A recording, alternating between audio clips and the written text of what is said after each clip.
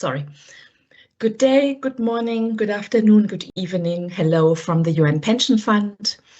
I think we are live. I hope we're live. I see we already have 100, nearly 50 colleagues present today for this Q&A relating to separation and pension.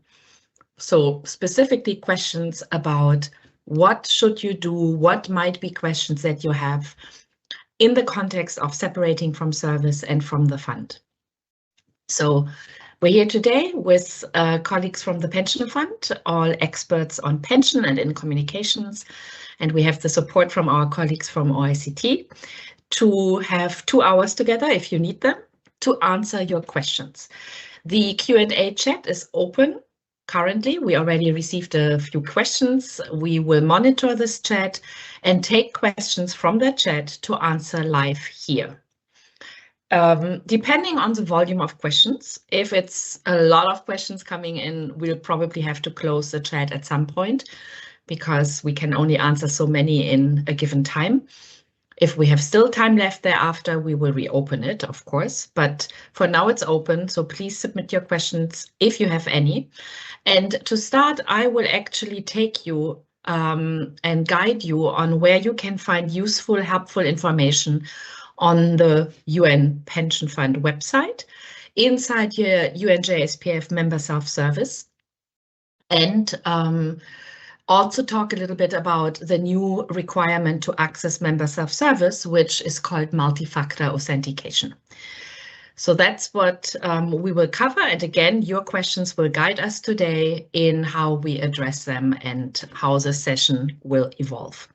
If ever it is useful, we may show you a few slides to support what we're explaining, but really this is a Q&A session. And I hope that most of you, if not all of you, have already had an opportunity to either attend a pension town hall session, or if not, then at least to watch the recording of a town hall session. The content is exactly the same, and whether you watch the recording in your own time or you are able to attend it live, it truly is basically the same experience because it is a presentation. So if you haven't done yet, and you are separating, it might be a good idea for you to watch the recording of a past separation-focused pension town hall session. I will show you where you can find those recordings in just a moment. So how this goes is I will give you an overview of the UN Pension Fund website and key web pages and tools on that website. I will show you member self-service key tabs that you should be aware of and hopefully can use. And then we will enter the Q&A part of this session. So the Q&A will be moderated by my colleague Denise Gaston-Gardella, who is the Chief of Client Services in the UN Pension Fund in Geneva, and myself, I'm Christine Kartner, I'm Chief Client Services and Outreach in New York. So we are both long-standing pension experts in the UN Pension Fund. Here we go. So first of all, let's have a look at the pension website, the UNJSPF Pension Fund website. I think I'm already sharing, and you probably have been seeing the sliding carousel, so I'm sorry, that could be a bit distracting.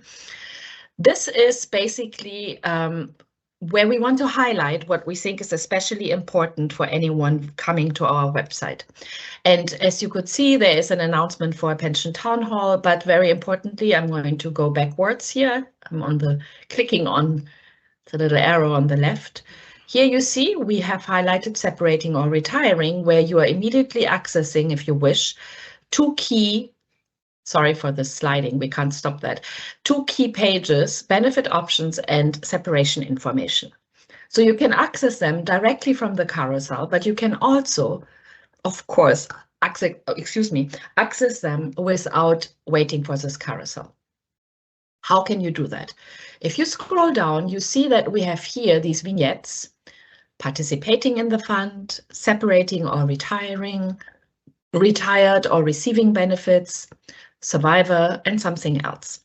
So these are basically your doors to enter the page where you can find all the links to the topic pages that are especially important if, for example, you are separating or retiring, or if you are participating in the fund, or if you're retired and receiving benefits. So depending on your status with the fund, you may want to click on a different vignette to access directly the pages that are most important to you. You could also get to the same topic pages by going up here to this menu on the top, where it says for clients, and you have the same options: participating, separating, retired, survivor, something else, and all topics. If you click on all topics, you'll have all the pages for all of these different chapters. But let's focus on separating or retiring. So I can click here, or I can click here. Let's click here. It's the same result. If I click here, it takes me to this page. This is a page where you have direct access to the key web pages relevant for someone separating or retiring. Not all of these pages are necessarily important for you. I would highlight a few of these that I think you should definitely visit in or as part of your preparation for separation. One is benefit options. So I will open this web page right now. This page is about all the different key benefit options the fund offers. Depending on the length of your contributory service in the fund and your age at the time of separation, you will have different options, benefit options available to you. So depending on what your options are, here you have the detailed explanation for each of the options so that you can learn and understand what each of these options entail. I would suggest start with this video. What are the benefit options? That's a 6-minute or so video that gives a very good holistic overview and takes you through, depending on length of contributory service and your age when you separate, what would be your option. So if you watch this, you'll then have a good idea of what your options are. An even better way to know what your options are is to run your estimate in your member self-service portal, pension fund member self-service portal. That estimate will only give you the options that are actually available to you at the time of separation based on the length of your contributory service and your age at the date that you entered as a separation date in the member self-service estimate tool. I will show that to you in a moment. So what I'm saying is, first step really should be for you to run an estimate. Once you know your options, take those options, go to this web page, watch the video, look at the detailed explanations. We also have 2 eligibility charts here that could be helpful. One is a benefit eligibility chart, which basically explains in a different format what your options might be based on the length of your contributory service in the fund, meaning the time you paid contributions to the fund, start date to the date of separation, and again, your age at the time of separation. So you see someone who has less than 5 years of contributory service and separates at any age only has a withdrawal settlement option, first line here, then it's no, no, no for the other benefits, or has the option to not request the payment of a benefit, but leave the acquired pension rights in the fund for up to 36 months from the separation date. And then, should they return to active service and pension fund participation, continue at that time, adding to their already acquired pension rights under the option of deferment of benefit election or payment of your benefit. So this is not exactly a benefit, the last element here on this, in this column on the left. It is more of an arrangement you can enter with the fund. So we have these different 4 benefit options depending on length of contributory service and age, and everyone who separates can elect not to take a benefit, but to leave your holdings in the fund if you think or a hope that very soon and within 36 months from separation, you will again rejoin a UN pension fund member organization as a staff member, and again qualify for pension fund participation and then continue adding to your already acquired pension rights. Another, sorry, let me just pull this, sorry. Another useful, oops, sorry. Here we go. Another useful table is this chart, the benefit comparison chart, which I'm opening right now, where based on each of these benefit options, again, the 4 main options, we answer the most frequently asked questions. So if you go down and you know what options you're considering, if you have several options, or even if you have just one choice, but you're interested to understand better what does this option of benefit actually entail. So depending on the ones you're interested in, you can then read through the different questions. Who is eligible? When does the benefit become payable?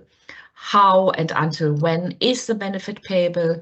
Is this kind of benefit adjusted for cost of living over time? How is it calculated? Is it possible to get a lump sum together with the benefit you elected, which is yes for early or normal retirement benefits? Does the benefit carry prospective surviving spouses benefits? That's yes for all kinds of regular monthly retirement benefits. And does the benefit also carry child's benefits, either child allowance or surviving child's benefit? And that depends. You can see only 2 benefits say yes and 2 say no. And then the question, what would happen if you rejoin the pension fund after separation from service and you got one of these benefits implemented into payment?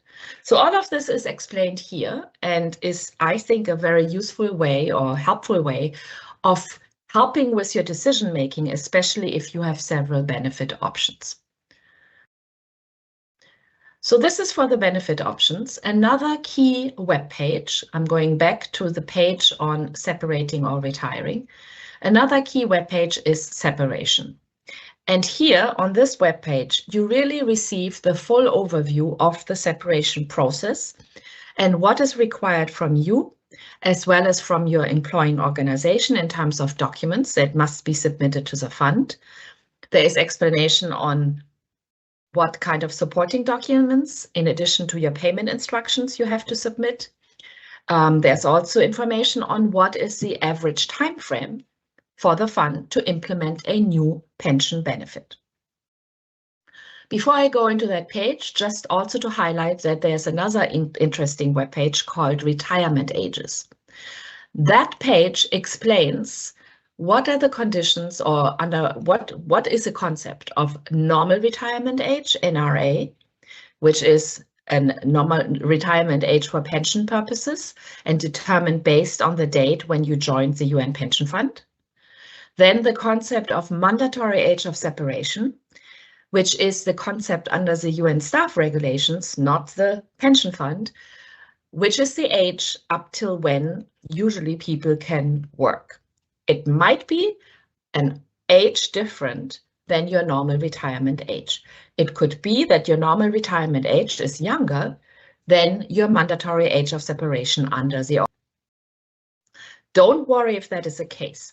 It only means that for normal retirement age, if you have at the time of separation reached at least your normal retirement age or you're older, you are entitled to receive a normal retirement benefit, even if you haven't yet reached your mandatory age of separation, and provided, of course, that you have at least 5 years of contributory service at the time of separation. More information under each of these tabs. And finally, also an information on what is early retirement age. Early retirement age is the age as of which you can receive an early retirement benefit, which is a lifelong benefit, just like a normal retirement benefit, which allows you to receive part of your entitlement as a lump sum, same as normal retirement. So if you're not sure what your early retirement age is, it will explain here that depending on when you joined the UN pension fund, it's either 55 or 58. Now, let's go back to the page that I mentioned, separation. This webpage is the one that I mentioned where every step of the process on separation is explained. First of all, there is a very useful checklist, which I'm opening right now. I would suggest download that checklist. Go and download it and make sure that you follow the steps that are indicated on page 1. Register for member self-service if you haven't done that yet. Run an estimate inside your member self-service. Have a look at your annual pension statement inside your member self-service to make sure that the data you see in there is correct for your personal data, like name, date of birth, marital status. But also check the contributory service tab and whether it seems all aligned with what you think it should be. If there's any issue with your personal data in your annual pension statement, you should immediately inform your HR, your human resources in your organization, and let them know what the discrepancy is and request to adjust it. They will then deal with the UN Pension Fund in that regard. If, however, you see a discrepancy regarding the length of your contributory service and the beginning date of your contributory service, which you may think should be earlier than what you see, or if you see there are periods of break in service or leave without pay that you are not aware of, then again, reach out to the UN Pension Fund so that we can help clarify. Or if you're a member of a UN agency, reach out to your staff pension committee so they can help clarify. And then page number 2 is also linking again to key web pages, the one I already showed you, separation, retirement ages and benefit options, and contains a checklist of documents you should prepare. If you have less than 5 years of contributory service in the fund at the time of separation, you have to prepare a document called your Payment Instructions Form, PENS E6. You can download this form inside your member self-service under the e-forms tab. If, however, at the time of separation, you have 5 or more years of contributory service in the fund, you should complete PENS E7 form. Again, this form can be downloaded and should be downloaded from your UN Pension Fund member self-service. In addition to completing these documents, dating them and hand signing them, we don't accept electronic signatures, and then returning this form to the fund in the manner instructed by your employing organization. In addition, you also have to provide a copy of a recent bank statement and copy of a valid government-issued photo ID document that holds your signature. So those 3 documents are required from everyone. Doesn't matter what kind of benefit you're electing, you have to submit payment instructions on the correct form. The form has to be duly completed, and you have to provide copies of your recent bank statement that matches the bank information you provided in the payment instructions form, as well as a copy of a valid ID document. And then if you are electing a form of retirement benefit, or possibly if you're entitled to a disability benefit, then you also have to submit the documents that apply to your case out of the list that is here in the darker blue box on the bottom on the left-hand side of this page.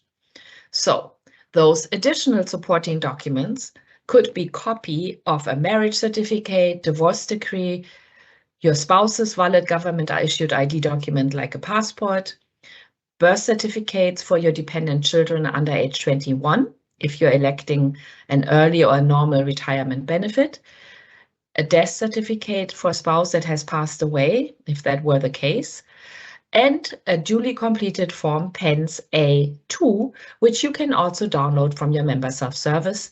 And this is required, especially if you haven't yet submitted it to the fund in the past. So this is for those of you who separate and elect a form of retirement benefit or are entitled to a disability benefit. And then in the lighter box on the right-hand side, it tells you what your employing organization has to do. They have to submit a document from payroll called separation notification and a document from HR called separation personal action form. These two documents from your organization will be submitted by your organization directly to the fund. The documents you have to complete and prepare, your payment instructions, and if applicable, supporting documents in the blue box, dark blue box, plus for everyone copy of valid ID document and copy of a recent bank statement. Those documents, once more, you have to submit in line with the instructions you received from your employing organization. Either they will tell you to submit these documents directly to the organization, then please follow those instructions. Or they might tell you to submit these documents directly to the fund. And if that is the case, then please contact the fund, or rather submit these documents to the fund via your member self-service. I will show you in a moment how. So this is for the separation page. The checklist is here. You can download that here. There's again a video, a booklet, some more information on what is required as a step from each member, meaning each party to the separation process. You, the staff member, your employing organization, and also the UN Pension Fund. And then a quick overview of your separation options, but really I suggest you use the benefit option page for that. And then information on the pension fund processing timeline. The processing timeline of a new benefit in the fund is 15 business days from the date of receipt by the fund of the full set of required separation documents, meaning those from you, plus the one from payroll and the one from HR. And provided these documents are all submitted and in the correct format, duly completed, dated and signed, and if you're electing a retirement benefit together with the applicable supporting documents.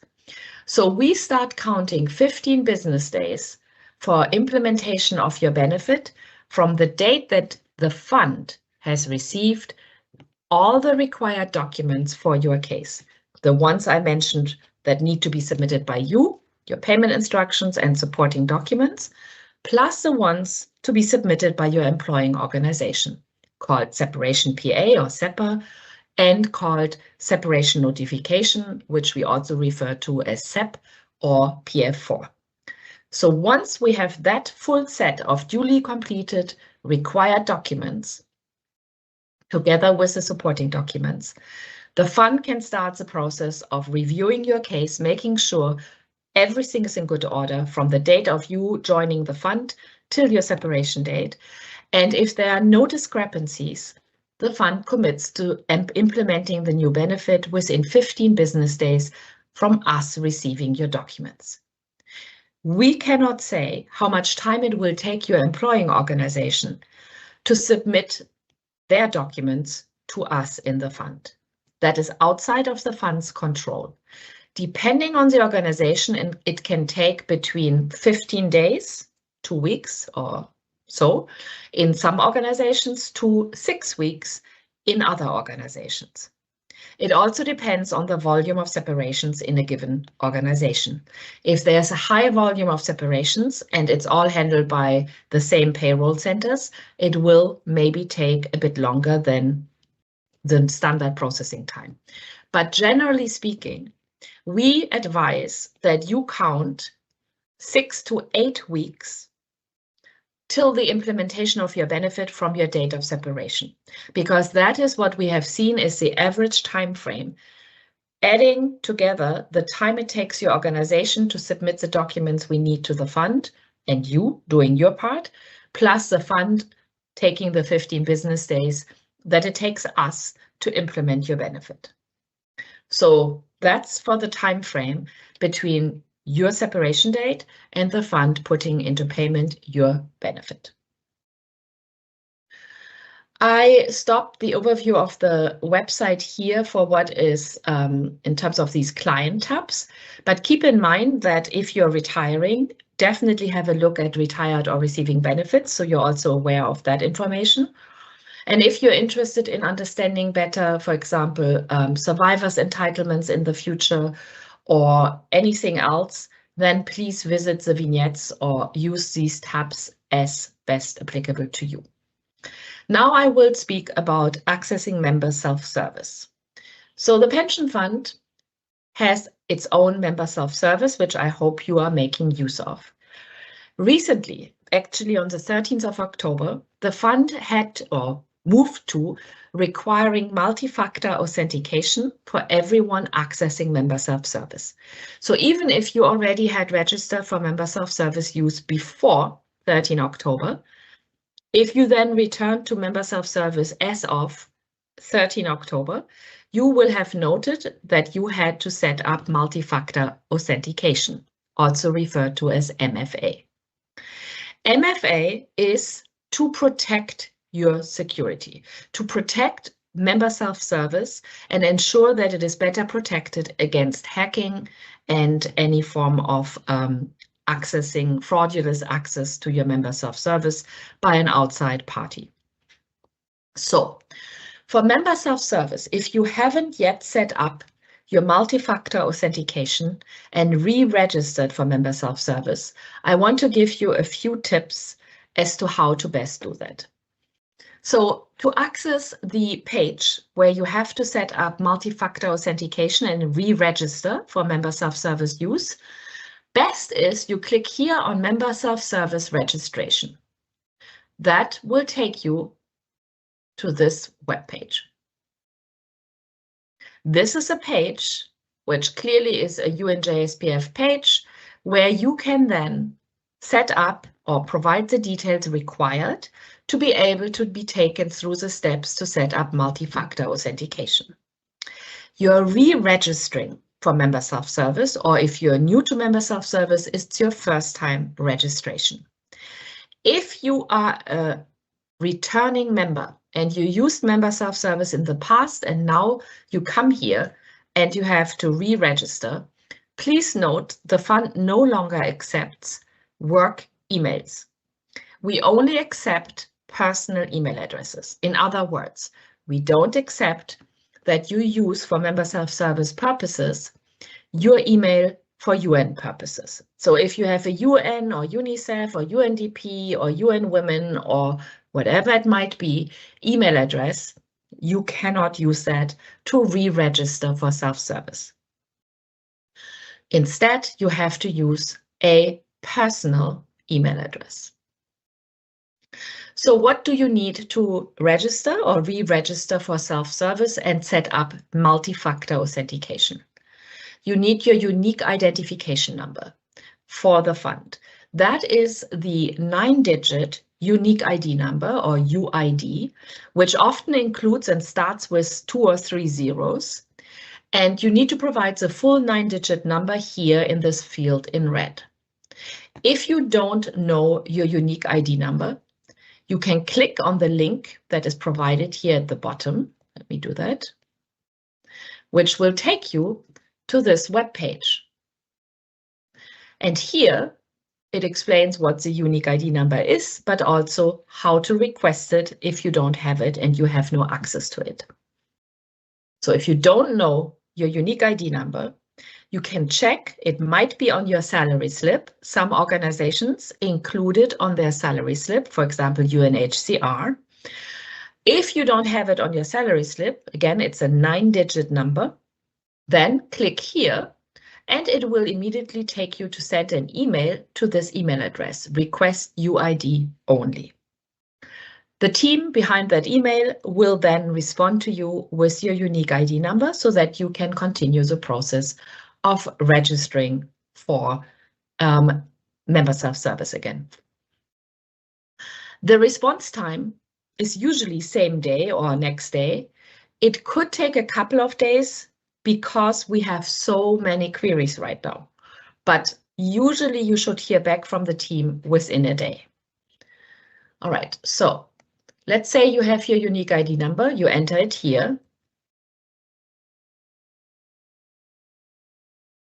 And then you enter your first name, your last name, your date of birth in the format day, month, year. And then you provide your personal email and you confirm the same personal email. Please make sure to verify that your email is correctly typed. We have a lot of issues with people who provide twice an erroneous email address.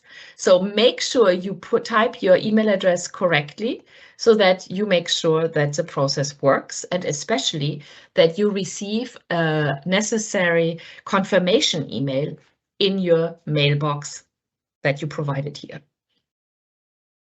Once you have completed all these fields, there will be a step to click Next, and it will take you to the next page. I can't do that because I already registered for Member Self-Service.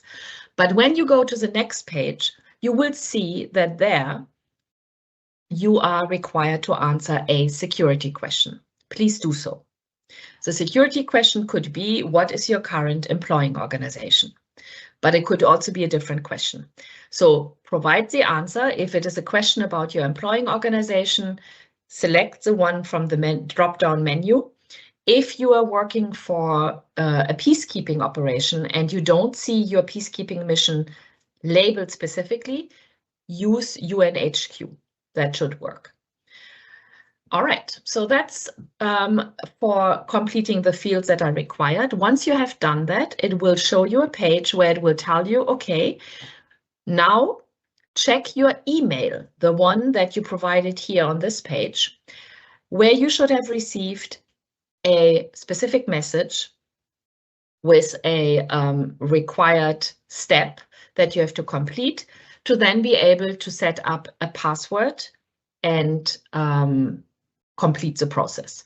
So when you take these steps, I would say ideally have two windows open, one with the email account that you're using here for MSS purposes, and then the page where you're actually doing the MFA registration. So that when you're done and it prompts you to go to your email, you can do so immediately. The email that is sent with a specific link is only valid for 5 minutes. So really, it's good to have it open so you don't lose time and you can easily go there, receive the message you're waiting for, and complete the process. If you don't see the email, of course, please check your spam because it often lands in spam.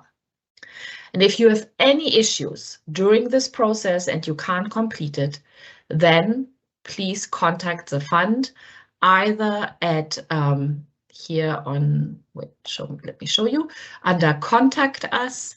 You can send us a message here using the contact form and you complete all the required fields.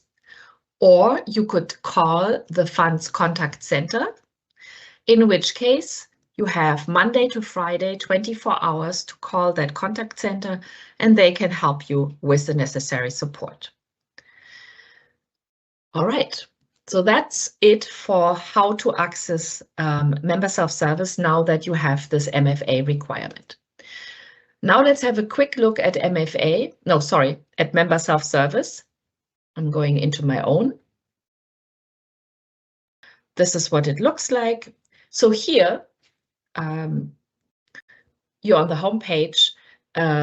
If you are not familiar yet with Member Self-Service, just so you know, if you needed to change your language preference from English to French or French to English, you can do that here by clicking here. If you need to reset your password in the future, you can click here on Reset Password.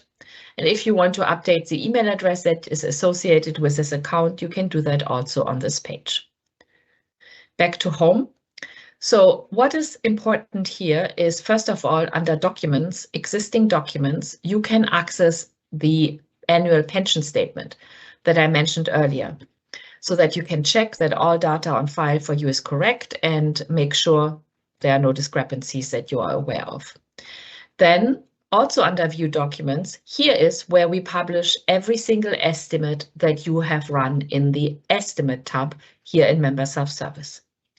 And then under eForms, You can access the A2 form, designation of beneficiary, that I mentioned earlier, but also, of course, the forms PENS E6, payment instructions if you have less than 5 years of contributory service, or E7, payment instructions for 5 or more years of contributory service. And all the other forms that you may need in the future if you become a retiree and there is a requirement to change something. Now, proof documents. This is where you can track receipt by the fund of all the required separation documents for your case. Once we have received at least one of the required separation documents, this table here will start to populate. It isn't populated for me because I'm not yet separating. But once I separate, I will see here, once the fund has received one at least of the key documents for my case, whether that's the payment instructions form or the payroll or HR document, SEPA or PF4. You would see the received date and the accepted date. Once the key documents have been received and accepted, you can start counting the 15 business days and then check under disbursements here on top if your money has been set up. Once you see an amount populated here, that means the fund has processed your benefit and set it up for payment. If you are receiving a withdrawal settlement, which is a one-time payment, it will show the amount here. You would receive the net payment, which is the equivalent to the gross. It's the same. If you are receiving a retirement benefit, you would see here the retroactive payments we have to make, if any. If you elected a lump sum, the lump sum amount that we might pay if you elected one. And finally, the regular monthly payments. Every month, this is where you can track payment of your retirement benefit from the fund. If you opted for coverage for after-service health insurance, ASHI, and they are starting out to take the premium from your pension, you will also see that here. The pension gross is equal to the pension net minus ASHI. So if you cover ASHI out of your pension, then your net would be the gross minus the ASHI payments. Otherwise, we don't make any deductions. So that's for where you can track all payments from the fund once they have been set up for payment, and the payment is going to be pushed to your account once it says the status reconciled. Another important document for you to use is obviously the estimate tool. This is where you run your estimates. What you should do is enter here the date of separation that you're considering, maybe 31 March 2026. If you run a first estimate for the separation date, don't put a fixed lump sum amount. Just leave it blank and submit your request. What will happen is that now the system will run your estimate based on the data we have on file. And once this message here pops up, estimate is completed, please go to the document tab to review it. You can go here to documents, view existing documents, and you will see here is the 11 November estimate self-service that I just ran. I'm not going to open it, but that's where you can click to open your estimate. If then you are someone who has the option to take a normal or early retirement benefit, and you're interested in not only the maximum lump sum you could take, but possibly a lesser amount, which we call a fixed lump sum, then you could enter the same separation date, 31/03/2026 in our example, and enter maybe a fixed lump sum amount of $50,000, I don't know.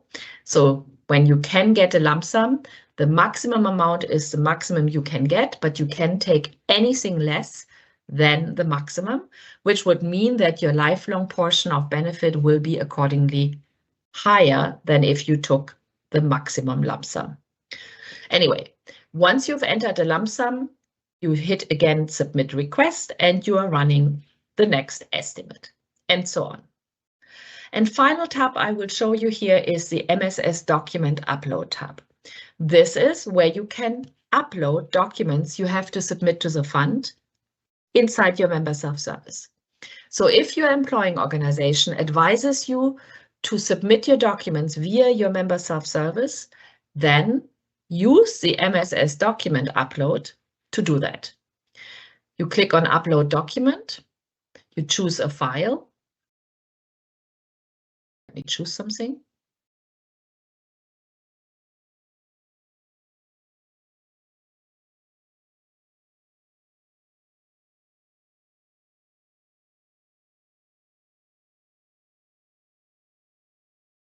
This works.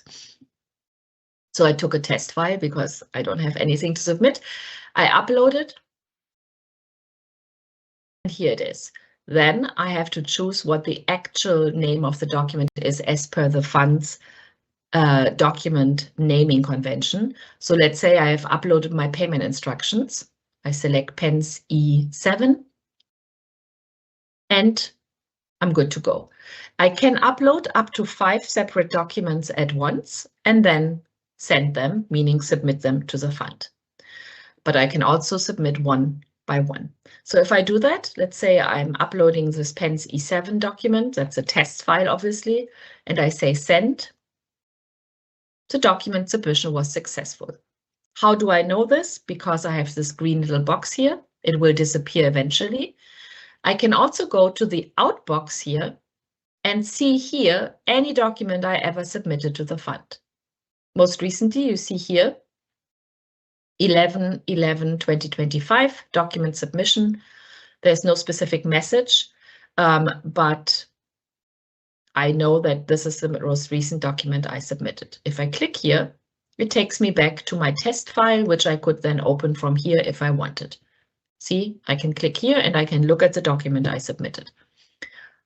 That's how you can double check if the documents you submitted have well been entered into the system. So what you have done by using MSS document upload is submit your documents to the fund. From here on, the fund now will take over, review the documents, and if they're in good order, assign them to your case. And once they are inside your file, start using them for the processing of your benefit. So I stop here, and that's what I wanted to share with you as an overview of key features in member self-service and the website. Over to Denise for the first round of questions. Thank you, and hello everyone. Yes, we have a lot of questions, and I do see that some people are sending the same question multiple times because they have not received an answer. So, excuse me, we will try to answer all of the questions verbally, but maybe not specifically as you've asked it. For example, I noticed we have a number of questions about member self-service, and if you are having any issues re-registering with member self-service, some people have said something about it won't accept a personal email address. Any issues you're having with registering with member self-service, please do reach out to either MSS support at unjspf.org, or you can submit your question through the contact form that you can access on our website.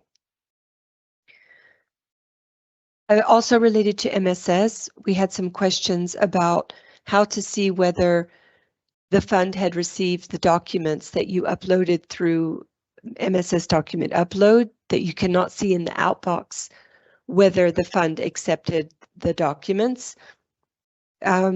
We do have a area called proof documents in member self-service where you can check whether the fund has received your separation documents. So that's mainly the payment instruction form from you and the 2 separation documents from your employer.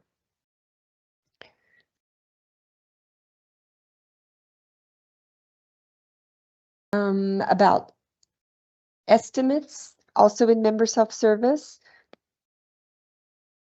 If you there are some questions about how accurate is the estimate tool. If you have had periods of part-time or breaks in service.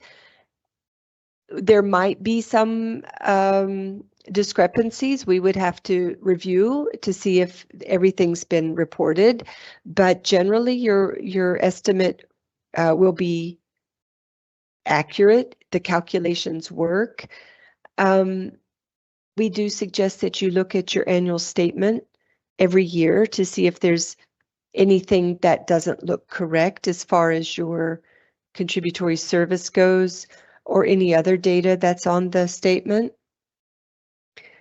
If you have separated from service and you are trying to run an estimate, that was one of the other questions. It might not be possible, but your estimate would always need to have your separation date, the actual date that you separated from service. If you're not able to see what the value of your pension benefit is and you're still needing to make a decision, you can reach out to the fund and we will help you. Here's another question about estimates.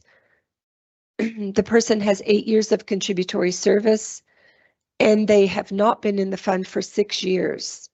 And they want to know if their estimate is accurate. We would have to look at your particular file. Please feel free to contact us through our contact form so we can check your particular case. You should not be able to continue running an estimate that's showing more than what you had at the time of separation 6 years ago. And in fact, if you separated 6 years ago and you have not made a benefit choice, then you had 8 years of contributory service, you've already been deemed to have chosen a deferred retirement benefit. And we could advise you what the value of that is at your normal retirement age.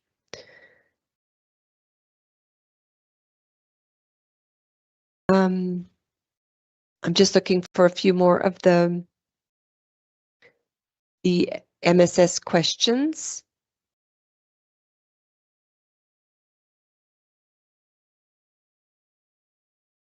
We had a comment about improving member self-service and how the font is really small.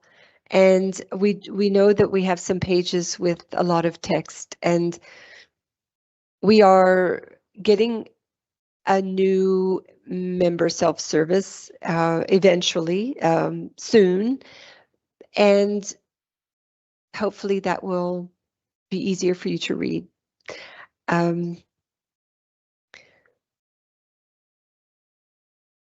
And we had a question about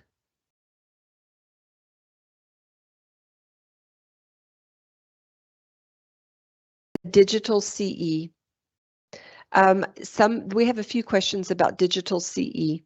So some of you might have already been able to register for digital CE before you separate from service, but you won't be issuing the CE yet. You will issue your CE, your proof of life or certificate of entitlement, once you're a retiree, and you just do that once a year.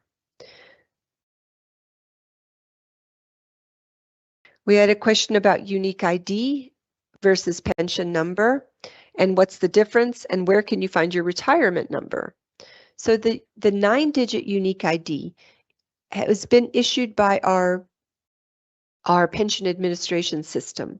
So you have one unique identifier, which is 9 digits long, and that will remain with you from being a participant to being a retiree. Your pension number is probably a 6-digit number that you had assigned to you when you became a participant.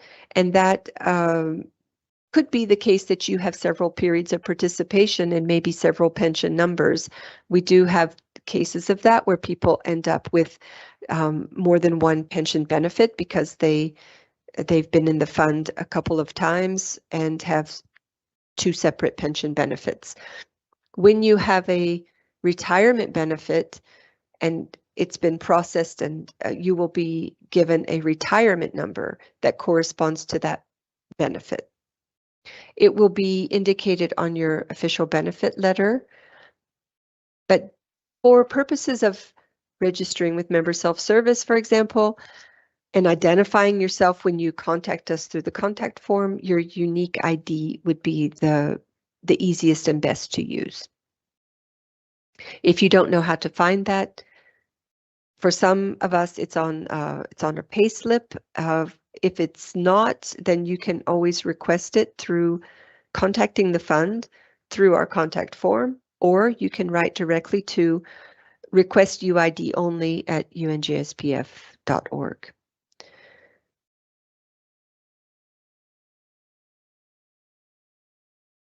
Okay, we also had a lot of questions about tax. And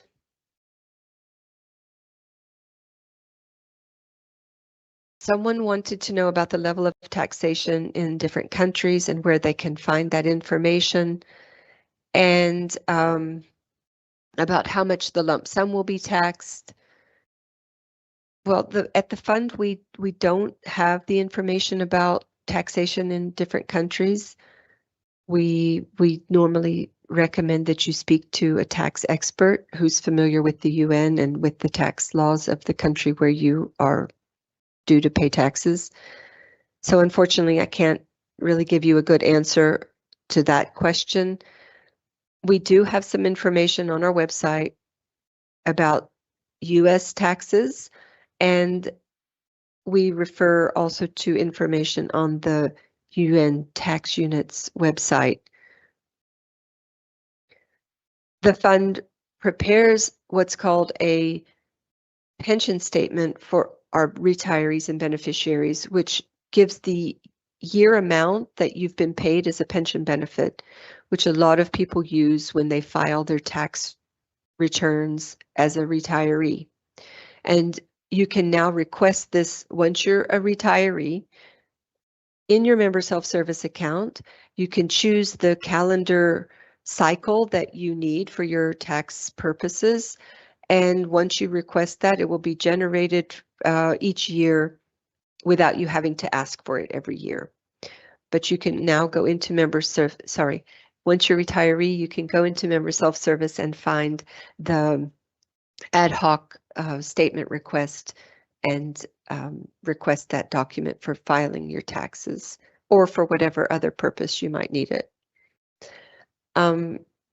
Christine, I don't know if you have anything to add for the people who are asking for information about taxation for Americans and the lump sum and some type of certificate confirming that it is their contributions and should be tax-free.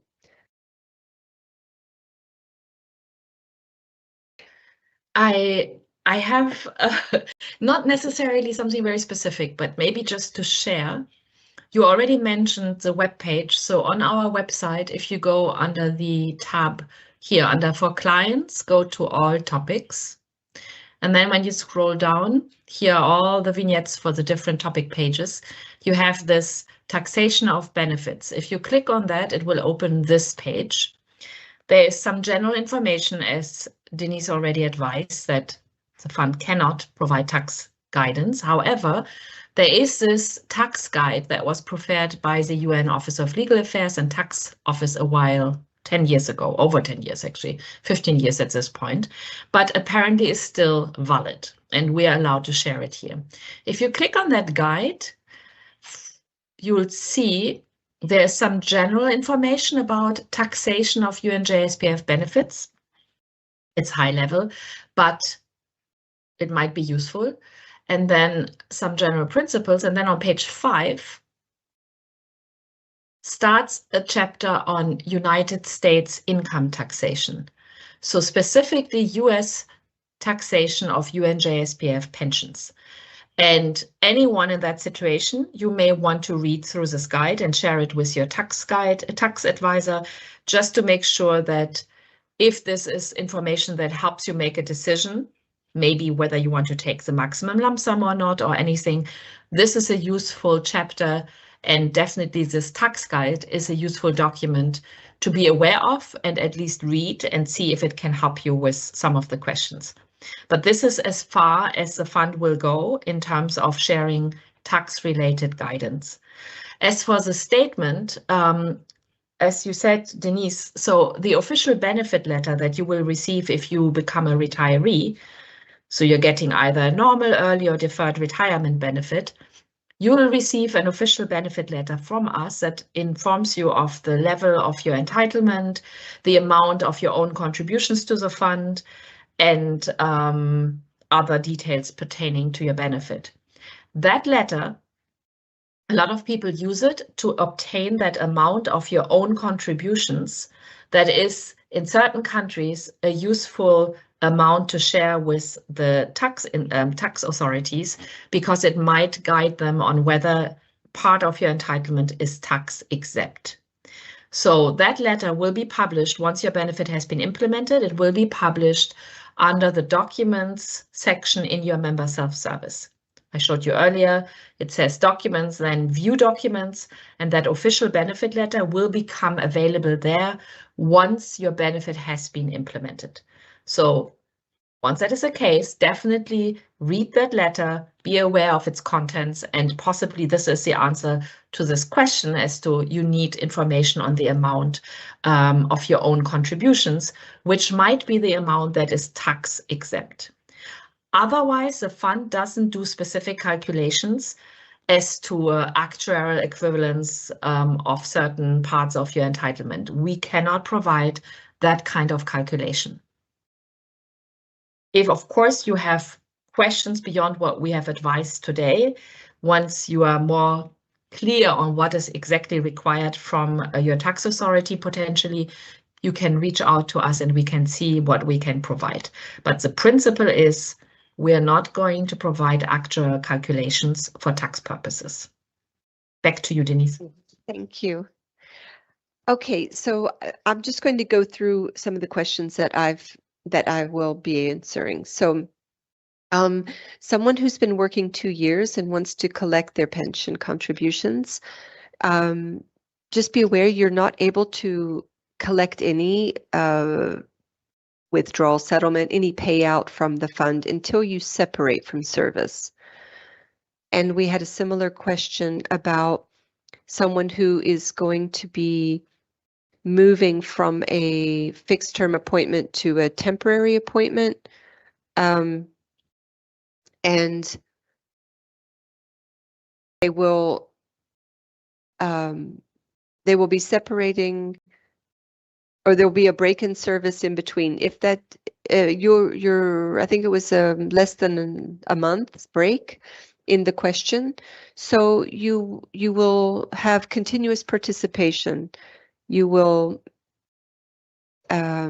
just have those days that you didn't pay contributions, and you won't be able to take a withdrawal settlement for the period that went up through 31 December.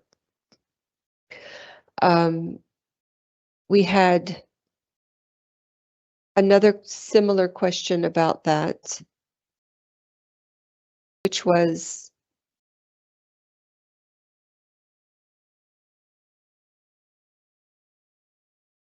someone who started in February and they're finishing their contract in December.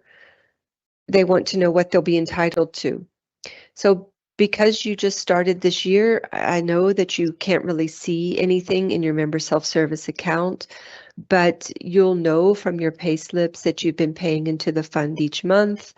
And the only option that will be available to you when you separate in December would be a withdrawal settlement.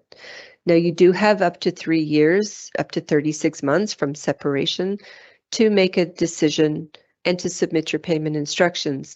In case, for example, you are reemployed and you want to keep your money in the fund and you're reemployed within those 36 months, you could just have continuous participation then with that break in between when you were not working. Otherwise, your only option will be a withdrawal settlement, and that's basically just paying back to you what you contributed to the fund with interest.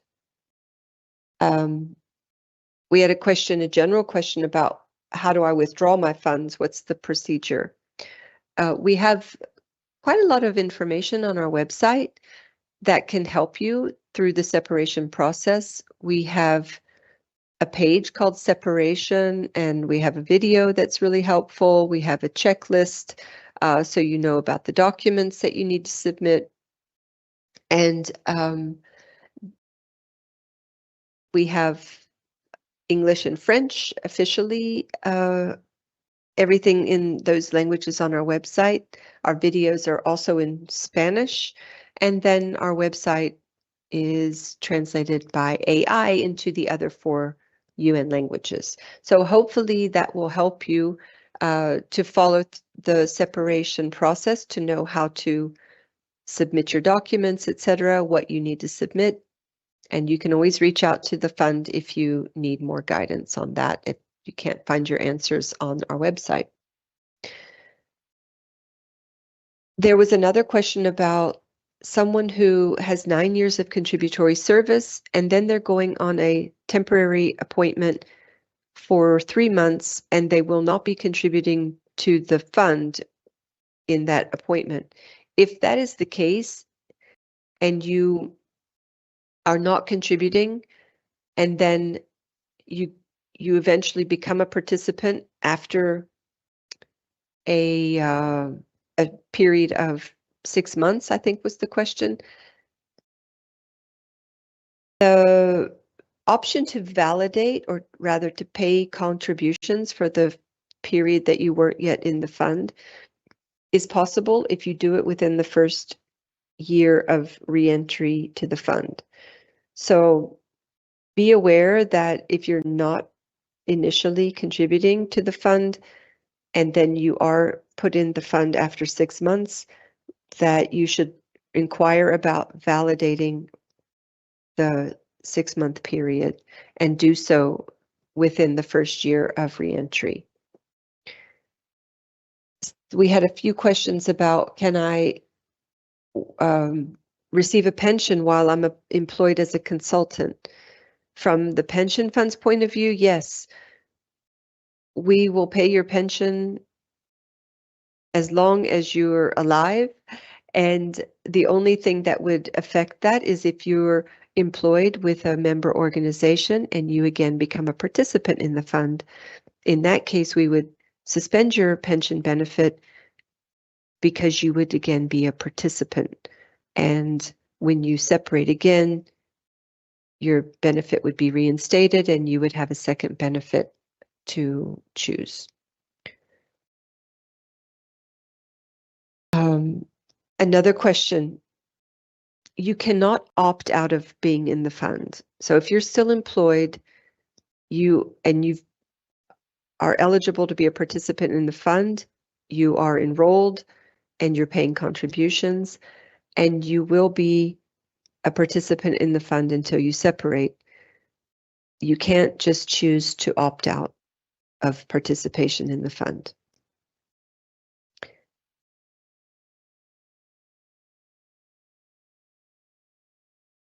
There was a question about delaying the payment option if you have less than 5 years of contributory service.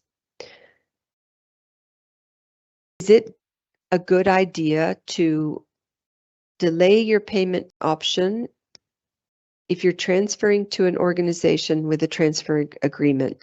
So this was not entirely clear, but if you're separating and you have less than 5 years of contributory service, you can leave those contributions with the fund for up to 36 months. And if you are employed by an agency or organization, something which has a transfer agreement with the pension fund, so they're not a member organization of the fund, but they have a transfer agreement, you can inquire about transferring your UNJSPF pension rights to the new employer.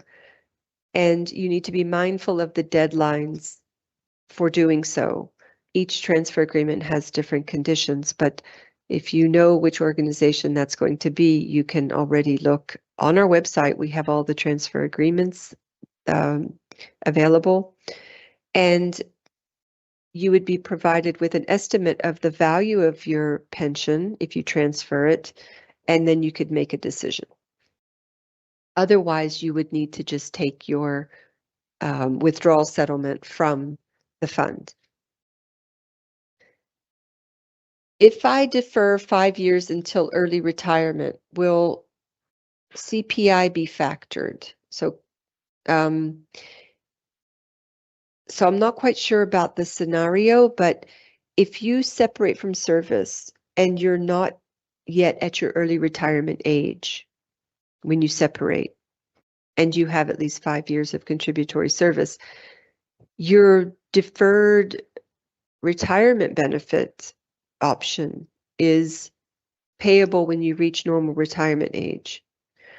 If you start receiving it early, you'll receive less than what you would if you waited till your normal retirement age to start receiving it. In any case, the COLA, the cost of living adjustment, is applied from the time you reach age 55. So even if you're not receiving the benefit until you reach 62 or 65, whatever your normal retirement age is, the benefit is adjusted for cost of living when you reach age 55. And a question about deferring your benefit until beyond your normal retirement age, it will not increase the amount of your benefit. So your benefit's determined when you separate from service. And if you've separated at your normal retirement age, and then you wait a few years to submit your payment instructions and start receiving it, it's still going to be payable from the date after your separation. And it will not accrue any interest or anything if you wait a few years to do this. So deferring beyond your normal retirement age does not increase your benefits because you're no longer contributing to the fund and there's no interest that accrues beyond separation.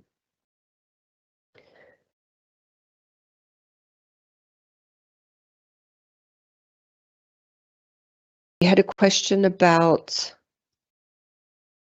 special leave without pay to bridge to the date that the person becomes or turns their normal retirement age.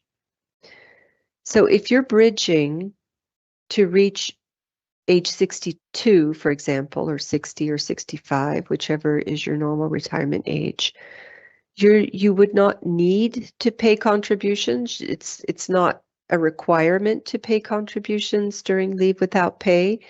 And if your goal is to reach a certain age at separation, then you would not necessarily need to pay contributions to reach that. So the main thing is that your separation date is your normal retirement age. On the other hand, if you're trying to reach 25 years of contributory service so that when you leave on early retirement, you'll have a lower reduction factor, then in that case, you would need to pay contributions because you're trying to increase your contributory service to 25 years. And the only way to do that during special leave without pay would be that you're actually paying the contributions to reach that point.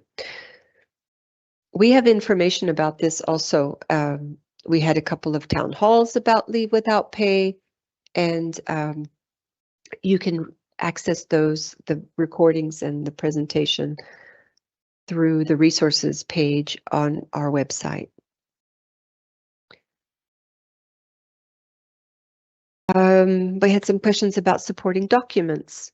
So supporting documents, your documents that you submit should be in English or French or translated in English or French, preferably. And there was another question about the marriage certificates and birth certificates.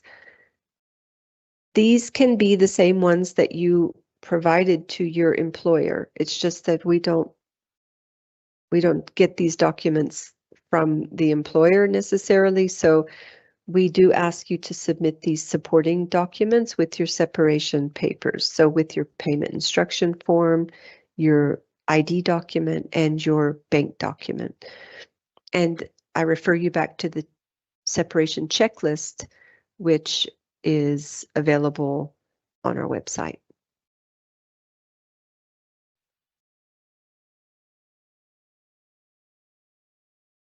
You have, let me say a few other short answers is your monthly pension will be paid at the end of each month once it's in payment. And there's details about that initially in your official benefit letter, which Christine explained, will be generated when your benefit is calculated, and it's available in the Documents tab of your account in Member Self-Service. But you also will have information each month under the Disbursements tab of the amount of your benefit. And if you have deductions for health insurance, they will be visible there. You'll see the amount that will be visible. Any questions though about ASHI, about enrolling or how much your premium will be, we won't be able to answer that. You'll need to contact your health insurance provider, your ASHI, whichever duty station you're at, you would need to contact your insurance provider and the fund does deduct the premium once we're informed by your provider what the amount of your premium is, but otherwise we don't have any insight into your enrollment or what your premium amount is. Questions about when to submit documents? Oh, so yeah, thank you, Christine. You've got the ASHI information on the screen.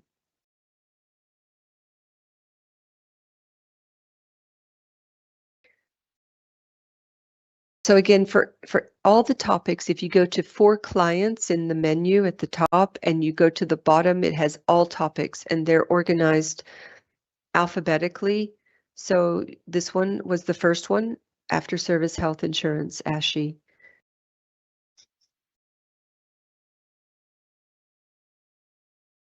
We had a specific question about someone who's planning to separate at the end of January and when they can submit their separation documents.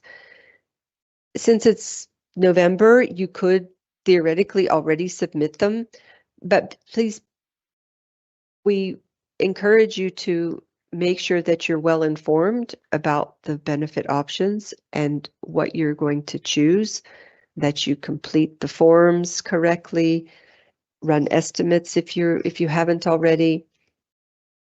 And you can upload the documents through Member Self-Service Document Upload. But if you don't have access to that, you can submit the documents by hand or by mail.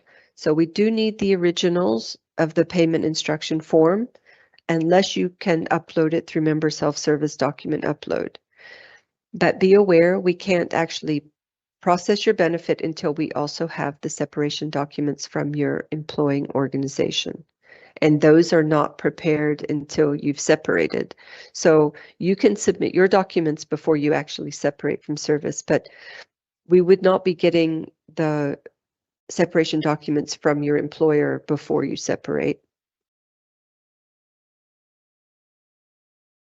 The lump sum, is it payable immediately upon separation, while the monthly is triggered when the final payment is released? So maybe I've misunderstood exactly what this is asking, but I think it's if you're taking a retirement benefit with the lump sum.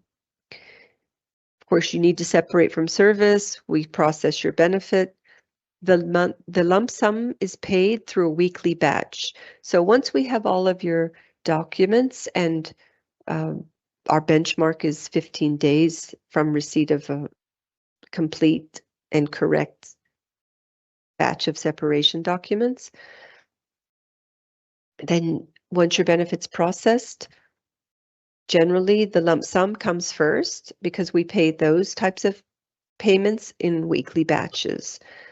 The monthly benefit is put in our payroll, which is just once a month at the end of the month.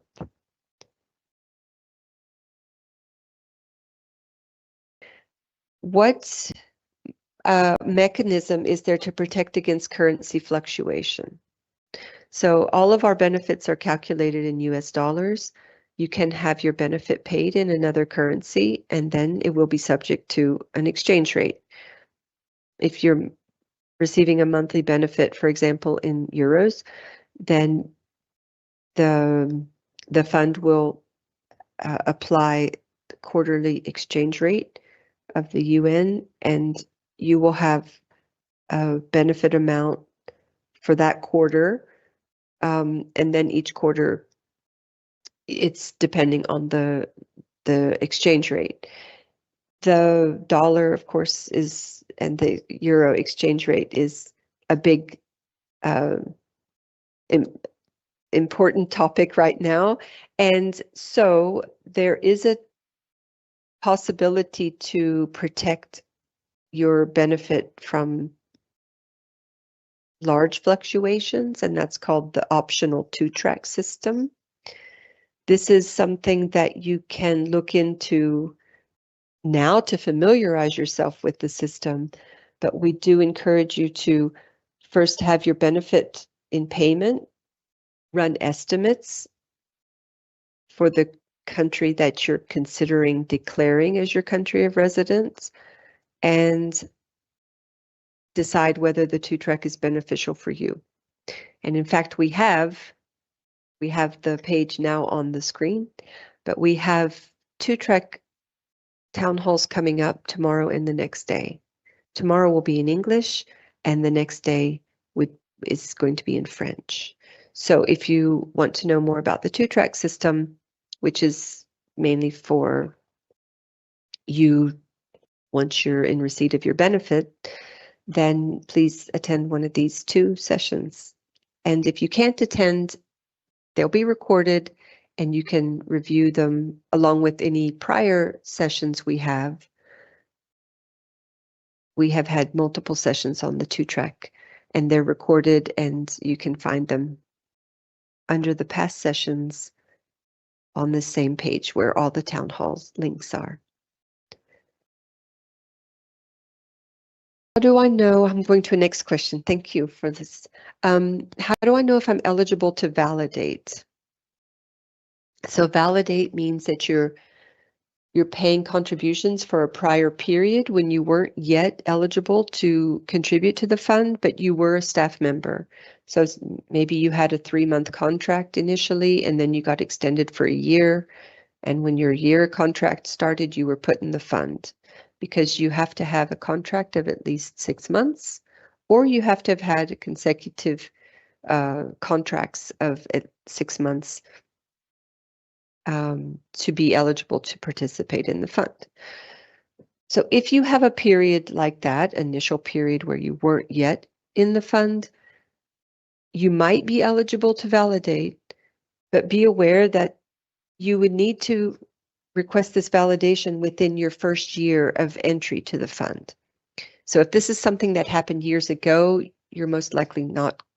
The situation is you would not be eligible to validate a period that long ago. But if it was within the past year, then you can submit a request to validate, and we would review if the period is open to validation and inform you if you're eligible. And we would then give you the estimate of what that's going to cost you, because you'll pay contributions to cover that period. Now, if you're an employee of an agency, then you would contact your SPC secretary or your HR. If you're an employee of one of the agencies, they would take your validation request first.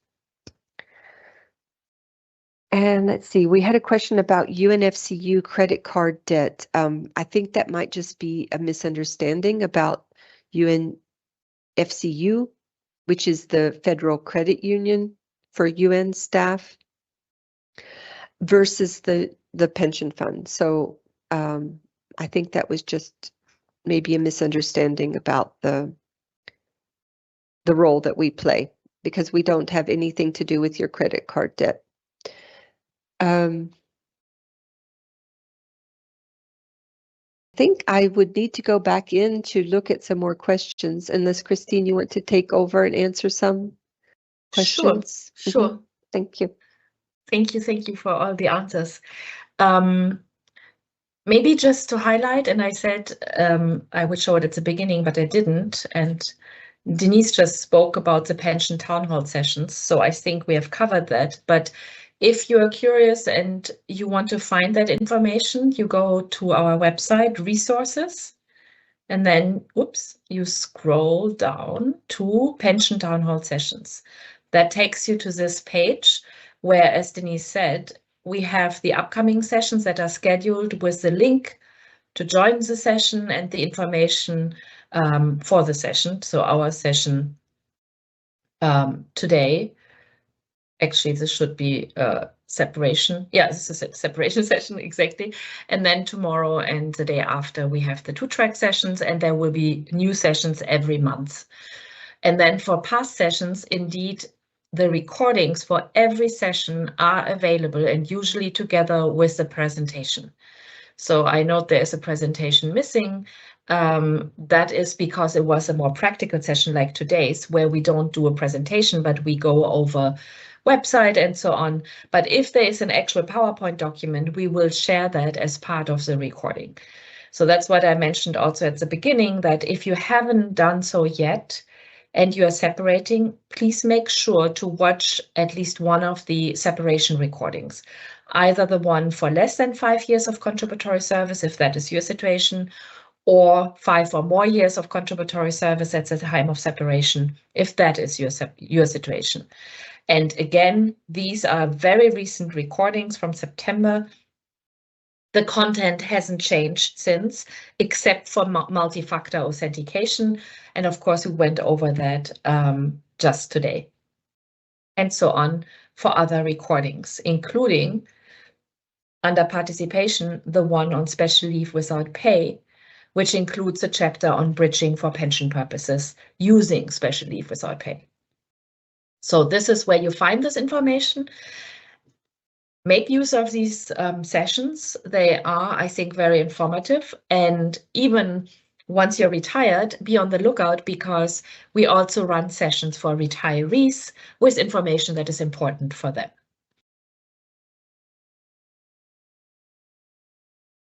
So that's for what I wanted to show you there. Now, I saw some questions, and I think a lot of the questions Denise actually answered. And I know, as you said, Denise, there are many that are kind of coming up time and again in different wording, but the essence of the question is the same. So many were addressed verbally already by Denise. But there's one, for example, that I wanted to highlight maybe again from a slightly different angle.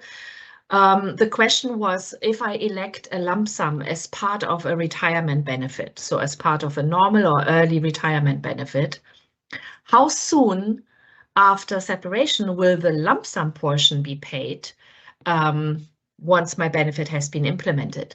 And the answer is your lump sum will be paid as soon as your benefit is being implemented. So if you are electing a normal or early retirement benefit, and you are electing to get part of that entitlement paid out as a cash lump sum, that lump sum will be set up at the time of implementing your benefit. So let's say if we implement your benefit at the end of the month of February next year, at that time we set up the lump sum payment, retroactive payments, if applicable in your case, back to the date of entitlement, and going forward, the regular monthly payments of your benefit. So that's for the lump sum. I think we can publish that as answered. Then a question from someone who said, both you and your wife are working for Unmojib in Islamabad and opted for early separation program, and you are separating at the end of January 2026. So you ask, since we know the separation date, how quickly can we submit the separation documents so that we then receive our pension fund payments as soon as possible, hopefully by the 2nd or 3rd week of February? So if someone separates at the end of January, let's say, can you count on getting your payments within 2 to 3 weeks? That's very ambitious, and I think in most cases unlikely. So again, as I mentioned earlier, let's go back to the separation page. where at the bottom of this page, if you scroll down, we're talking about the UNJSPF processing timeline. And as you can see here, the fund's processing timeline is 15 business days from the date of receipt by the fund of the complete set of required separation documents from you and your organization. So the UN has to submit, in this case, it's the UN, in other cases it might be a different office. Your employing organization has to submit your payment, your separation notification from the payroll office and from HR, the separation personal action. That means that following your separation, the payroll office has to go through a process of verifying all the data for your case throughout you being a staff member, including for pension purposes, and submit to the UN Pension Fund a document, a separation notification, in which they list anything that is relevant to your case for the current year, because we don't have that data yet in your record. Current year data is only reported, or data for this year is only going to be reported by the end of this year and reconciled in the fund's records by May or so next year. So for anyone separating during a given year, the current year data is therefore included in their separation notification from their payroll office. We can't invent that information, so we depend on receiving that payroll document, with which we can then complete the missing data for the current year and correctly calculate someone's entitlements. So back to that. So your organization has to submit certain key documents to the fund that we need to process your benefit. That usually takes 4 to 6 weeks for most organizations. So if you add to that this 2 or 15 business days in the UN Pension Fund that we commit to processing a benefit, you have an average of 6 to 8 weeks of processing time in total before you get your payment implemented. So this is the processing time by your organization of the required documents for your case that then are being submitted to the fund, plus the processing time in the fund. So in response to this question from our colleague Mohammed, I don't think that it is very likely that if you separate at the end of January 2026, you're going to get your first payment by the 2nd or 3rd week of February 2026. That is unfortunately not realistic. I think it's more realistic that you will receive payment sometime, hopefully by the end of March. Unfortunately, this means that many have to budget for this bridging time between your separation date and the payment implementation date by the fund.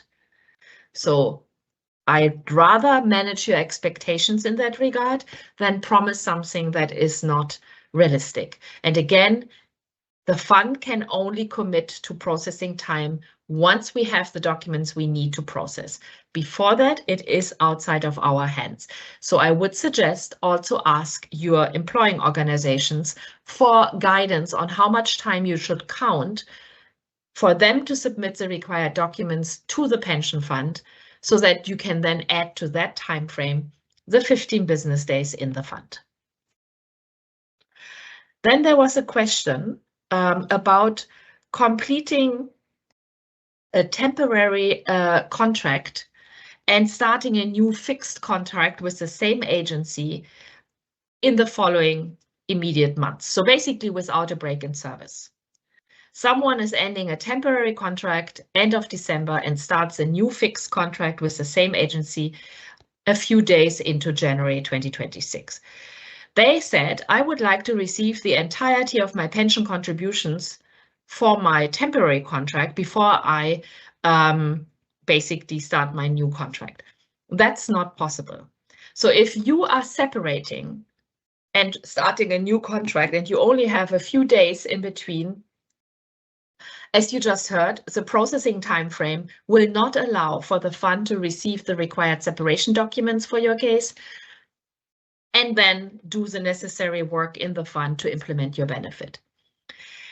I would also highlight that if you're separating, you have a break and you know that you're going to start working again, and you absolutely want to receive your payout, your withdrawal settlement for whatever reason, because you need that money, the fund will not pay you a benefit if at the time of us calculating your benefit, you have already rejoined and started a new contract and are again eligible to be a member in the pension fund.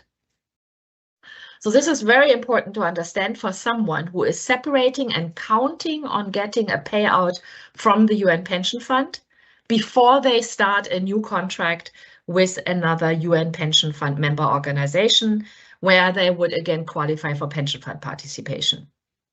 The principle and rules of the pension fund provide that if you, at the time of us processing your benefit, if you at that stage are already re-employed and again a member in the pension fund, that we cannot pay you.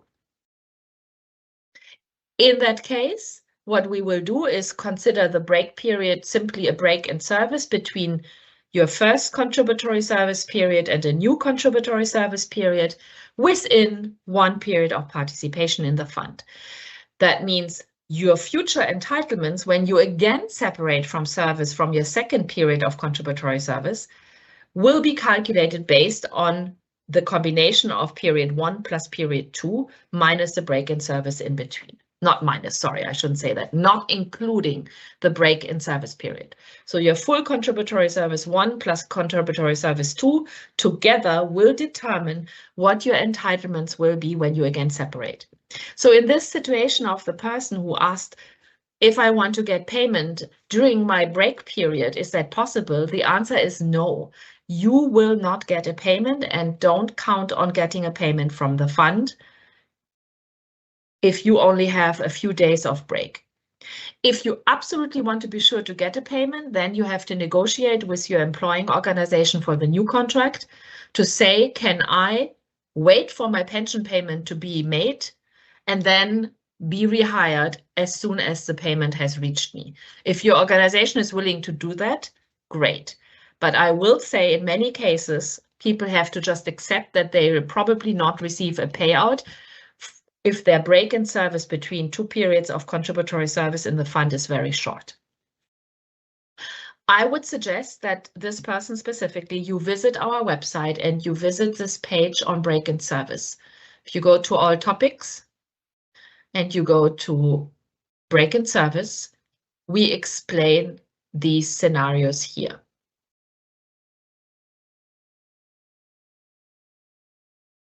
All right, so the next question was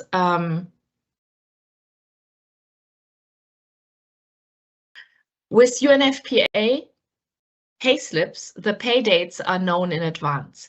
Is it the same for pension monthly payments? Do we know the dates of payment in advance? Yes, you do. So basically, the pension fund makes payments of pension, so of retirement benefits or disability payments, regularly at the very end of the months for which these payments are due. So if you are entitled to a payment for the month of November 2025, you would receive that payment at the end of the month of November 2025. So the payroll will be set up somewhere around the 8th, 9th, or 10th of the month in the pension fund, but we are only pushing the payments into the different banks to which they need to be pushed for payment to you at the end of the month, so that they should reach your account normally by the end of the month for which the payment is due. Sometimes it could be reaching your account on the very first day or days of the following month, but usually it's by the end of the month for which the payment is due. So you can count on that. And as I showed you earlier, if you need to track your payments, we don't issue pay slips, but if you go into your member self-service account under disbursements, here you would see when a payment has been issued, which means it has been set up in the fund systems for future payment. And then when it says reconciled, that means your payment is now on its way to your bank account or has been paid out by the fund, and then it takes the time it takes to reach your account. It can be within the next day, or it could be a couple or a few days if there are intermediary banks that are required to route your payment to your final bank account destination. That's that. So then there was a question, how long do staff members have to decide on separation if they want to take a lump sum payout from their pension fund or keep their savings in the fund? So in other words, how much time do you have to make a benefit election once you know your separation date? You can submit your payment instructions to the fund.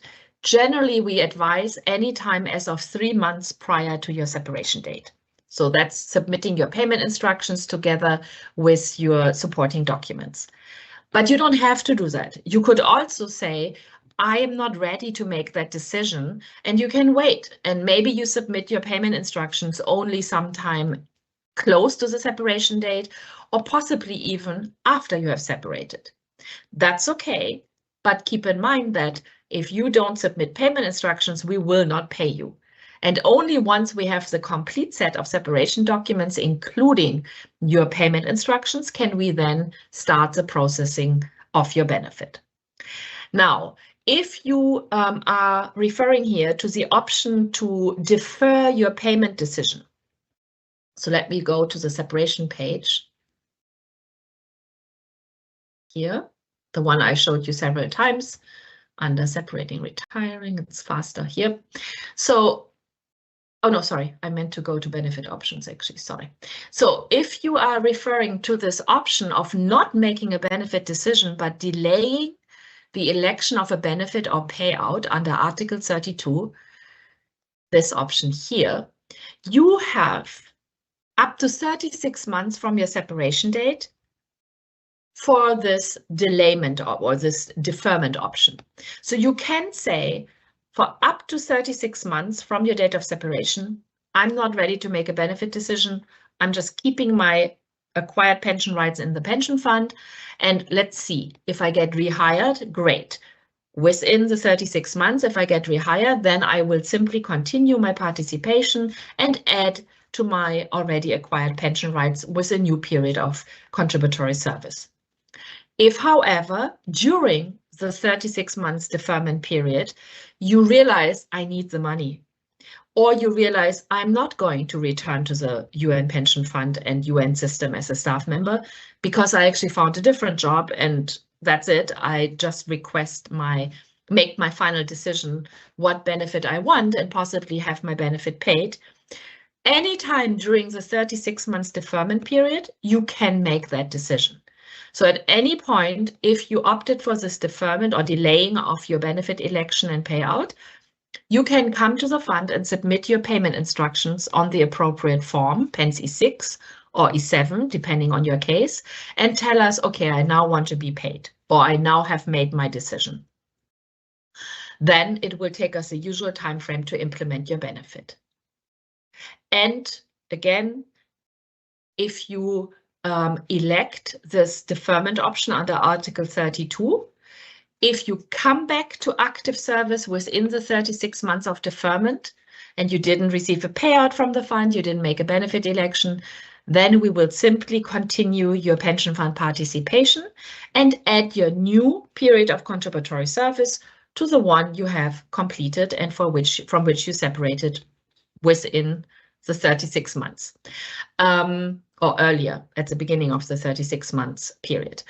And final point here is, if you reach the end of the 36 months deferment period and you haven't yet made a benefit election, you haven't yet submitted payment instructions, and you're not returning to the UN pension fund as a member and the UN as a staff member, then make sure that you submit your benefit election no later than the end of the 36 months deferment period.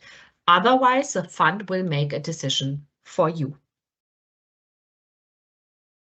There was a question about member self-service. Oh yeah, here. So from Elisabetta, there was a question saying, I'm retiring at the end of 25. I submitted the required documents, but I cannot see them in the outbox of my member self-service. or rather she says, but I cannot see in the outbox if the documents have been accepted or rejected. That is correct. So let's just quickly go to Member Self-Service and to the outbox. So I go to MSS document upload and to the outbox. You are right that here in the outbox, you would not know whether your documents were rejected or accepted. So this is not where you could track whether the fund has reviewed your documents and is happy with how you completed them or what was submitted. That you can only track under proof documents. Here, where normally it should show you once we have a receive date, at some point it will also show an accepted date, or if we cannot accept the document for some reason, the rejection date and reason for rejection. So to Elisabetta and anyone, if you need to track whether we receive documents on your behalf and then if they were accepted, you should go to proof documents. And if the document shows here, you can see accepted and rejection date. These dates would be populated for payment instructions and for the two documents from your organization, the SEPA and the separation notification. And then you say, how do I know if anything is missing? So as part of the review process by the UN Pension Fund, once our colleagues in the entitlements team are reviewing your case, if there's anything missing, they will write to you at the email address we have on file for you. So make sure that on your payment instructions form, you provide a current email. Obviously, if you have provided an email as part of member self-service registration, we should have that. But make sure to also provide it in your payment instructions form, just so that in case you are not using member self-service for some reason, we can reach you.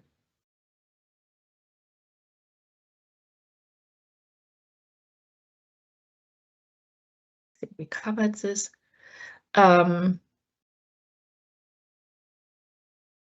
There was a question about translation. I'm looking for it. Oh, here. So there was a question about, do the documents that must be submitted upon separation for the pension application, do they have to be translated into English, or is the language of the country where we live acceptable? Do documents such as birth or marriage certificates expire, or can documents already entered into the system at the time of marriage or birth be used? So two parts to this question, one translation and one, do these documents expire? In terms of translation, normally the fund accepts documents in the official 6 languages of the UN. But our working languages in the fund are English and French. So we will never require translation in either English or French from an English or a French document.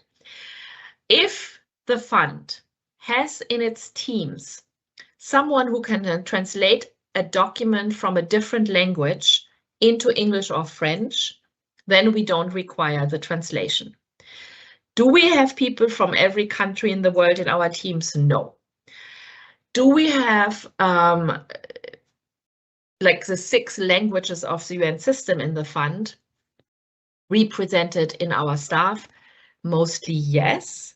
However, if you have a multi-language version of the document, like say a marriage certificate or a birth certificate, and it includes at least English or French, you don't have to worry. However, if you're submitting a document in a language that is not a usual UN language, there is a possibility that we have to come back to you and say, we need a translation because we cannot do this translation in-house.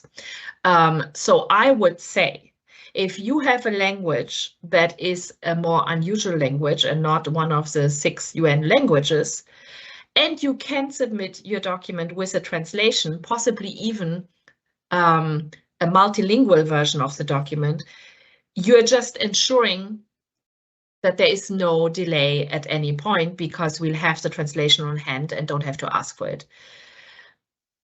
But I cannot say that we have a standard requirement for translation. So I would say, unfortunately, it's a little bit up to you what risk you are willing to take. If you're submitting a document in Spanish, I'm quite sure we'll be able to handle that, no problem. And that is the case actually for most of the official languages of the UN. But beyond that, I can just not assure you. And I would say it's safer to try and submit a translation or multilingual version if possible. And then the part, do documents expire, such as birth or marriage certificates?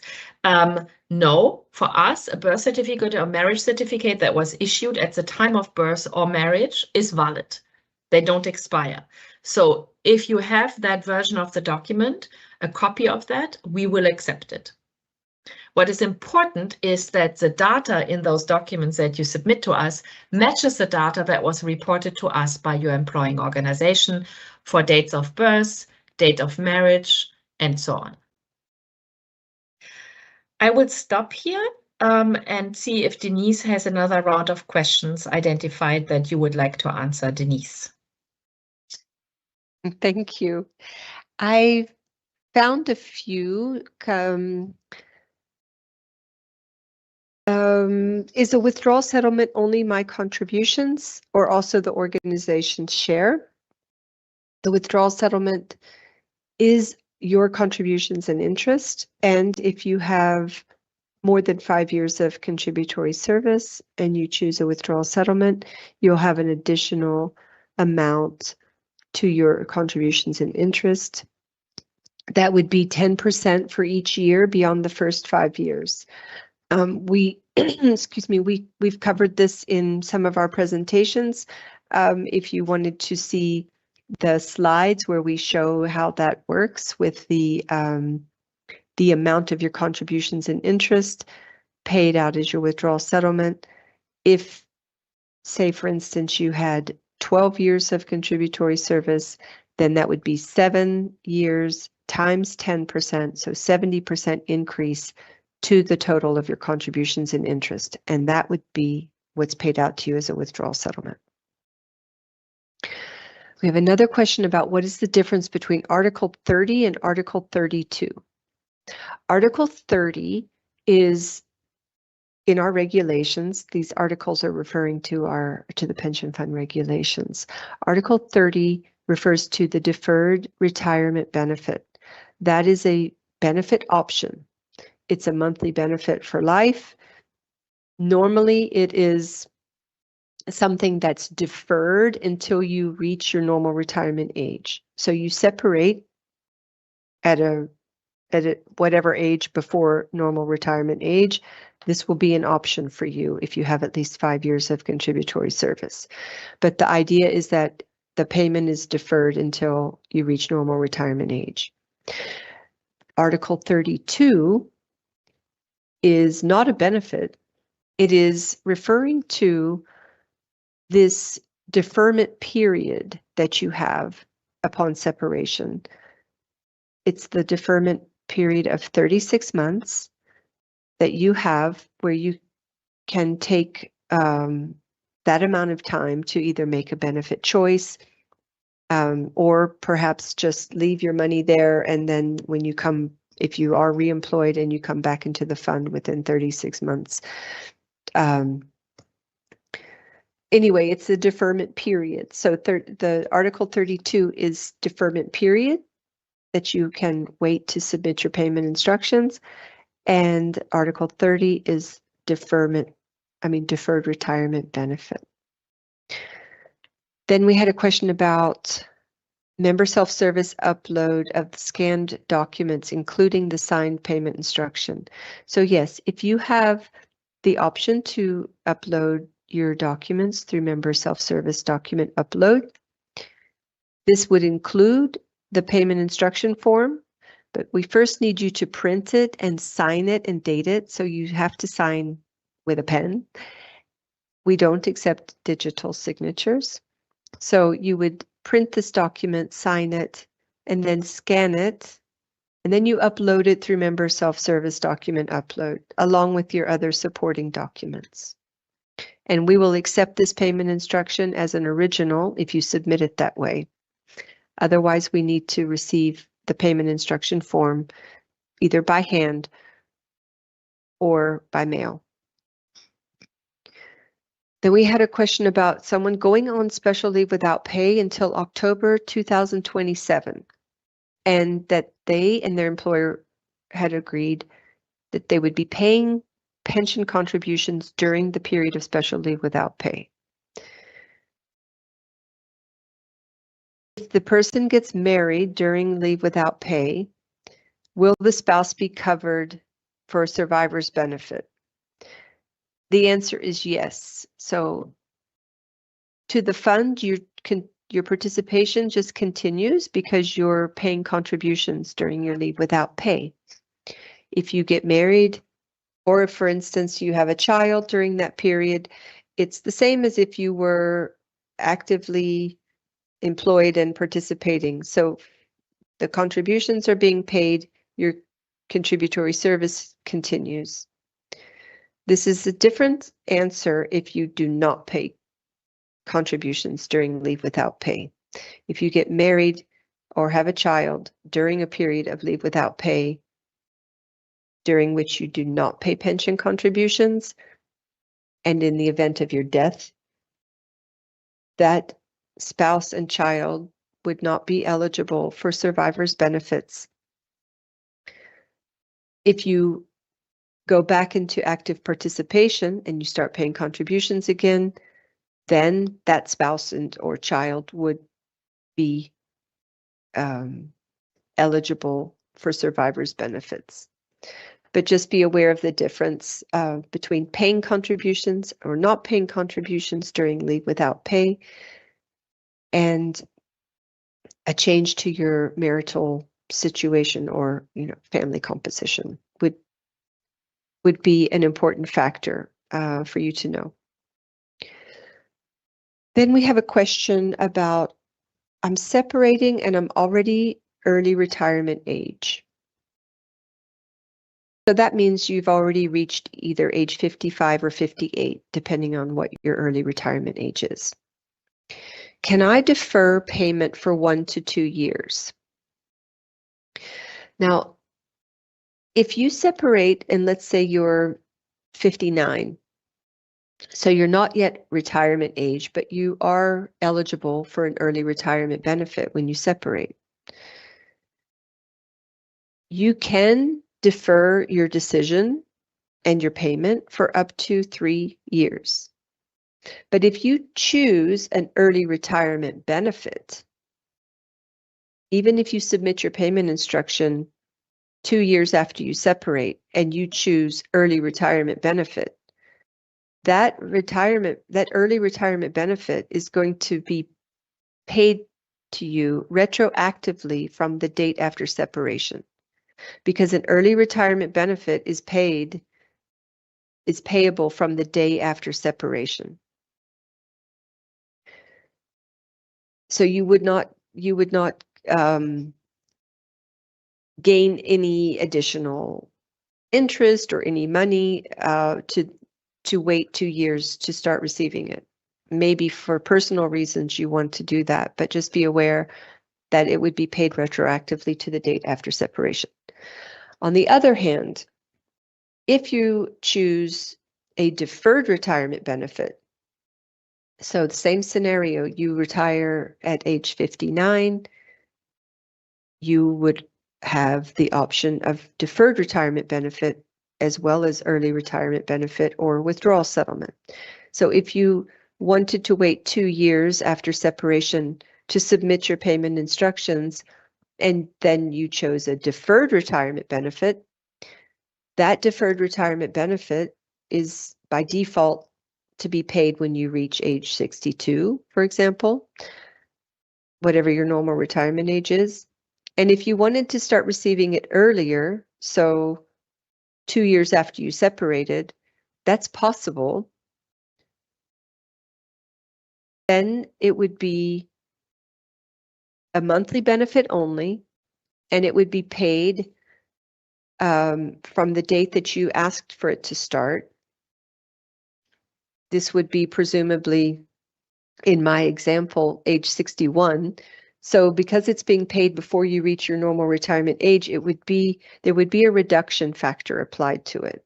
So it would not be the same value as what you would have seen in your estimate for a deferred retirement benefit.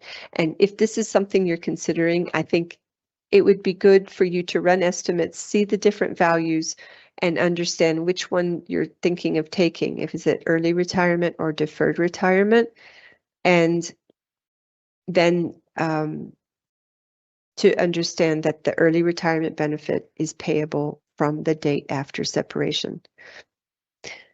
One last question is, how is separation date determined? So the separation date is determined by your employing organization. They would be the ones that determine the date, and they inform the pension fund of that date. So it's not the date that we receive your separation documents. It's not some date that's set by the pension fund. It's the date of the end of your employment as determined by your employing organization. So we have 5 minutes left. Christine, do you have any other questions or any additional answers you want to give? Let's see. Just to say, we've tried to cover as many topics as possible, also a range of topics, because there is a vast range of topics that were addressed here.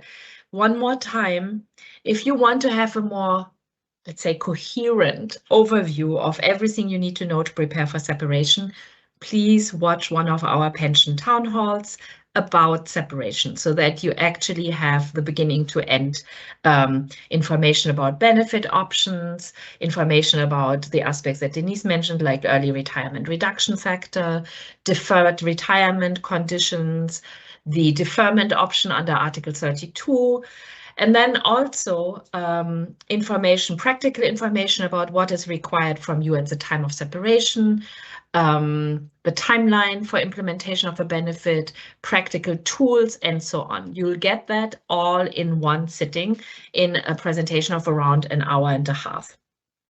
I think it's worth taking the time to watch that recording so you have really the complete view. But we hope that the questions that were answered today will complete that information and answered your questions. There are some questions that we probably didn't get to, so once we are done with this session, we will continue, or I will continue to go through a little bit longer and see if there are questions that we didn't touch upon at all, and if so, publish them and answer them in writing.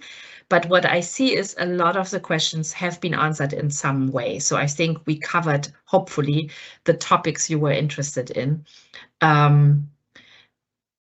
There's something a bit practical that maybe we can just quickly answer. There was a question about ID documents and the fact that some of you may have more recent versions of an ID after they have actually separated and after they submitted already an older version of an ID document. Since it's fairly simple to upload a document in Member Self-Service, if you have a new version of a passport or national ID document, yes, why not? Upload it. But if the document you submitted at the time of submitting your document is still valid for a little bit after your separation, it should be fine. Personally, I would upload it just to be on the safe side, but it's not a requirement. You will give your documents in the set that they need to be, either hand them to your organization if that is their instruction with what you have at that time, or upload it directly to the fund with what you have at that time. And that's just a very practical little question, or not little, but question that maybe is helpful for more than just one person. And then finally, once more about the delay in paying benefits. So I hope we have clarified the process in the fund. The fund is still committed to the 15 business days from the date of us receiving all the required documents in due format. I think it is clear now that we depend on you to do your part and on your employing organization to do their part. And then once we have all that we need from you, from your organization, we can do our part and calculate and implement. Hopefully there are no discrepancies in your case. Normally, I would say the vast majority of cases there aren't. And if there are, then the fund will reach out to either your organization or you, as the case has to be, for whatever needs to be clarified. But the majority of cases are implemented within the 15 business days on our side. Just please, one more time, remember the 15 business days is not the total time from your separation to implementation of the benefit. It is the time that the fund takes, whereas the organization will take time before that to send the documents we need to us. So keep that in mind and plan your finances accordingly. With that, I think we have reached the end of the session. Big thanks again to our colleagues in the communications team. They always make this happen and possible with supporting communications, and to our colleagues in OICT for the technical support. Denise, I don't know if you wanted to say a few words before we close.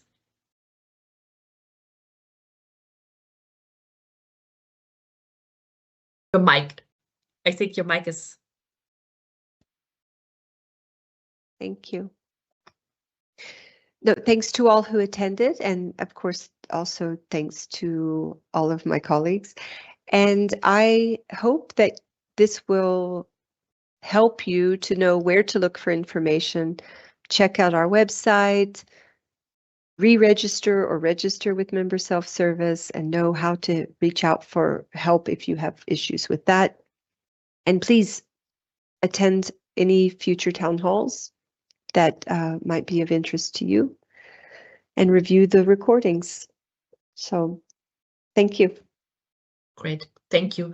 One last time, I will share the website. So resources, pension town hall sessions. This is where this session today will be posted as a recording. And I think even more importantly, where you can access the recordings of the past sessions so that you can watch one that might be of interest to you. Yes, with that, we greet you from the pension fund. Wish everyone, even if the circumstances are difficult and hard at this time, we wish you all the best. We wish you good luck, health, and that the processing of your benefit is smooth and you get whatever you're entitled to very quickly from your date of separation. All the best, and until we meet again.